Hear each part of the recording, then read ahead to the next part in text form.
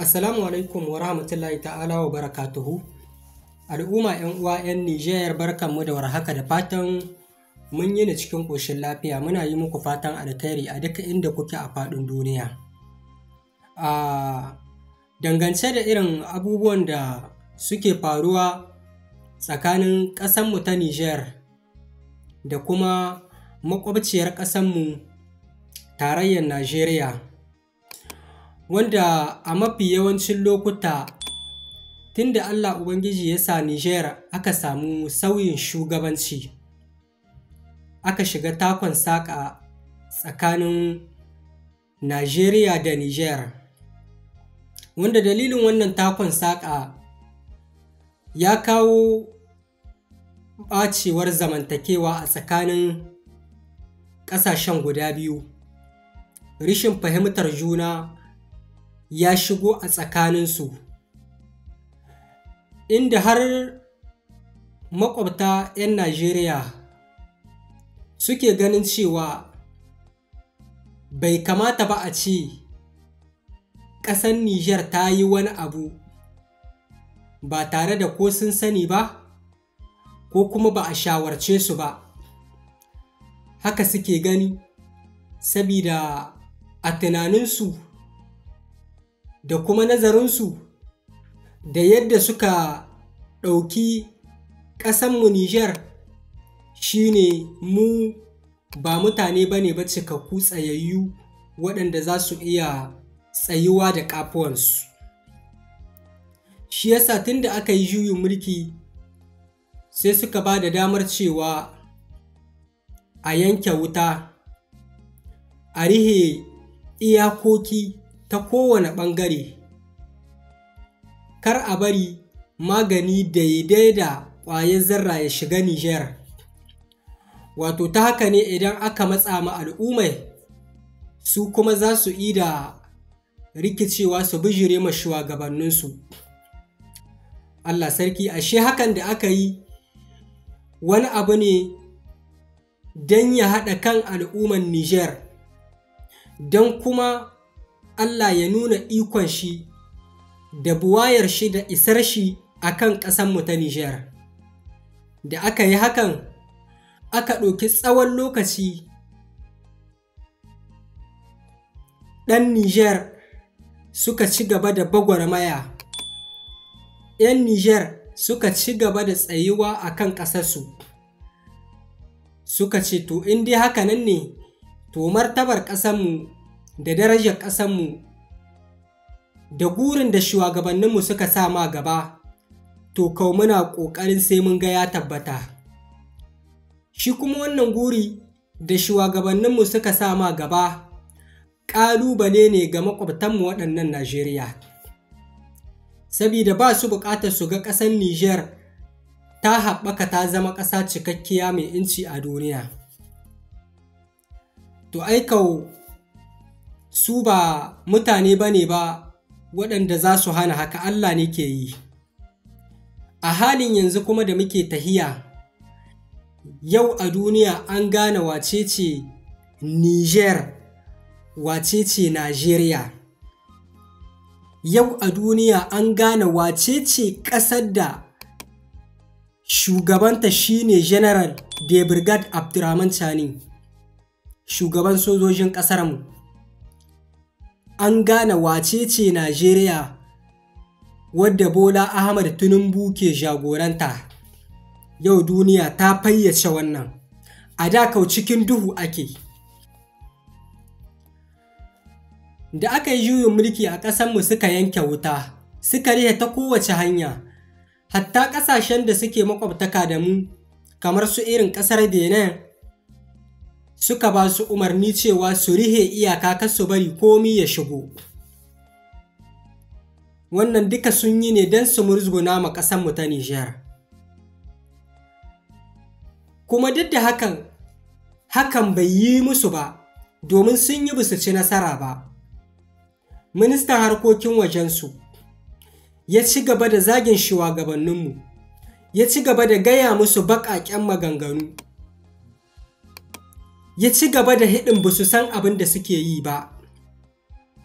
Sabida mi? sabida mun ce Nijar incinmu muke nema. Shugabanninmu sun ce bauta ta isa hakanan, abin da aka yi ya isa a tsaida komi Nijar ta kama incinta, wannan suna adawa da shi. Duk da haka ba a tsaya a nan ba. Wasu daga cikinsu haka suke zauwa su kafa hoton shugaban ƙasanmu, su dinga zagin shi, su dinga ci mishi mutunci, sai ka ce ya tsare musu wani abu. Wanda bai da gado, wanda bai da iko, bai da incin wani abu, amma za ka tsare shugaban wata ƙasa wanda ba naka ba kana zagin shi. Wanda mu Nijar ba a ɗora mu bisa wannan tarbiyyar ba. Shugabanninmu ba su ɗora mu bisa wannan tafarkin ba. Amma har gobe wasu daga cikin 'yan Najeriya ba su hwasa zagin al'ummar Nijar, ba su hwasa zagin mahukuntan Nijar. Shin mi muka tsare muku ne? Dama idan ana makwabtaka za ta iya zama ƙiyayya. Ko a'a, mu ne kuke yi ma wannan ƙiyayye don muna Hausawa 'yan Nijar, don kuna Hausawa 'yan arewacin Najeriya.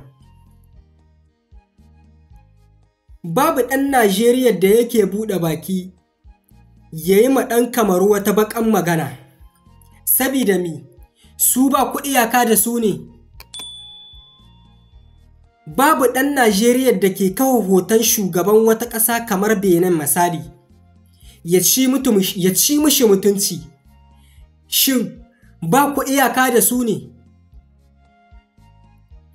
Ashe sai mu da kuka rena, sai mu da ke marenanku, sai mu da kuka rena, wato mu ne za ku kawo hoton shugaban ƙasanmu, ku shiga gidan talabijin kuna muhawara a kan shi, kuna muhawara a kan ƙasanmu ta Nijar. Me ya dame ku da ita?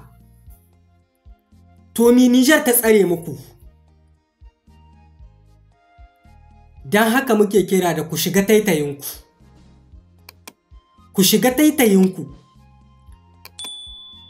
Domin ba za mu lamuncewa da irin abubuwan da kuke yi ba. Mu karɓi wannan saƙon 'yan uwa 'yan Nijar. Albishirin ku al'umma ƙasar Nijar baki ɗaya, musamman ma a waɗanda ke jihar Maraɗi. Kamfanin na gida, kamfani ne da yake sarrafa mu kayayyakin yaji da suka shafi dangin miya. Kamfanin na gida, kamfani ne da ke zaune a cikin faɗin garin Maraɗi da kewayen shi. Kamfanin na gida suna sarrafa mu gujiya, izuwa man gyaɗa, har izuwa diga-digin da ake sarrafawa, wanda za ka amfani da shi a cikin miya, da wanda za ka yi amfani da shi ka shahwa ga biredi. Kamfanin na gida suna sarrafa kayayyakin yaji, wanda ake haɗa su da ingantattun kayayyaki na zamani, domin miya ta yi ƙamshi, domin miya ta yi daɗi, musamman ma daudawa. Ƙarshen gyara girki kenan. Kamfanin na gida suna gyara muku kayayyaki tun daga izuwa babban kit har izuwa ƙaramin kit, tun daga mai matsakaicin kuɗi har izuwa mai manya-manyan kuɗi. Kamfanin na gida kamfani ne ɗai tilo, kamfani ne da suke da mota cikakka wadda za ta yi jigilar kayanku ta kai muku su inda kuke da bukata. Kamfanin na gida yana nan a cikin garin Maraɗi. Kamfanin na gida suna da rassa a ko'ina a cikin faɗin garin Maraɗi da kewaye. Kayansu sun shiga lungu da saƙo a cikin manya-manyan shagunan da ke cikin birnin Maraɗi da kewaye. Hatta ku da ke sauran jihohi za ku iya sayan kayayyakin na gida. Ya ku al'umma 'yan uwa 'yan Nijar, wannan zamantakewa ce muke yi tsakankanin 'yan Najeriya da suke addabar ƙasanmu, su zage mu, su zage shugabanninmu. Mu kaɗai ne suka rena a cikin wannan tafiya, sabida mi incinmu muke nema. To duk abin da za ku yi sai dai ku yi, kuma duk wanda ya ƙara sa mu baki a cikin harkar tafiyar ƙasanmu, to kau za mu gamu da shi. ba kuma za mu raga mishi ba. Babu ɗan Nijar kin da zai zauna ya dinga kama sunan wasu daga cikin mahukuntan Najeriya yana zagin su, sabida bai damu da su ba. Babu ɗan Nijar kin da zai zauna ya ɓata lokacin shi a kan wasu da bai damu da su ba, da ba cikin ƙasashe suke ba. Amma ku da ba ku da aiki sai wannan, da ba ku da aiki sai faɗi ba a tambaye ka ba, da ba ku da aiki sai ƙoƙarin cin mutunci, shi ne abin da kuka sama gaba. Mu ba za mu lamunta ba. Duk abin da kuka yi mu za mu iya maida muku shi, domin ba ku fi mu ba, ba ku yi mu bakin faɗi ba, sannan ba ku bi mu hanyoyin da za mu gayi ba. Idan kuna zamunawa lahiya da mu, da ku da manyanku a zauna lahiya. Ba mu san kuna sa mu baki cikin harkokin abin da bai shahe ku ba. Gwamnatin ƙasanmu ta ɗauki matakai domin kare mutuncin ƙasanmu, sun zama matsala gare ku. Ina ruwanku? Shin abin ya shahe ku ne? Ko kuna da wani wanda abin ya shahwa? Me ya dame ku da tafiyar ƙasar Nijar? Akwai wani daga cikin mahukuntanmu manya da ke sa muku baki a cikin harkokin ƙasarku? Ko mu babu mutanen da za su iya sa baki a cikin lamurran ƙasarku ne? Sai ku kaɗai ke da bakin magana ne? Wani zama bai da amfani a lokacin da ka gane mutumin da kake tare da shi bai ƙaunarka.